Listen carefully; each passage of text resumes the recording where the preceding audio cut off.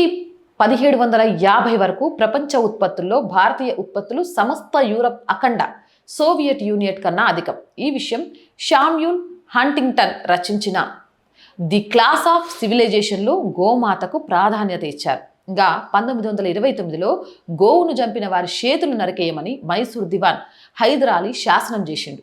గోవధను నిషేధించాలని బౌద్ధ జైన మతస్థులు పలుసార్లు ఘోషించారు కూడా. మొఘల్ పాలకులు బాబర్, అక్బర్, జహంగీర్ గోవధను నిషేధించారు. భారత రాజ్యాంగంలోని 48వ ఆర్టికల్ ప్రకారం పశువులకు పూర్తి రక్షణ కల్పించే బాధ్యత ప్రభుత్వానిదే. మొఘల్ సామ్రాజ్య చివరి చక్రవర్తి బహదూర్ బాషా జాఫర్ గోవధను మరణశిక్ష తగ్గ నేరంగా శాసనం చేసిండు. మొఘల్ బాబర్ చక్రవర్తి తన కుమారుడు హుమాయూన్కి లేఖ రాస్తూ భారత్లో గోవధ నిషేధించమని ఆదేశించిండు. హిజారి 1935లో అక్బర్ చక్రవర్తి కూడా గోవధ నిషేధం అమలు చేసిండు.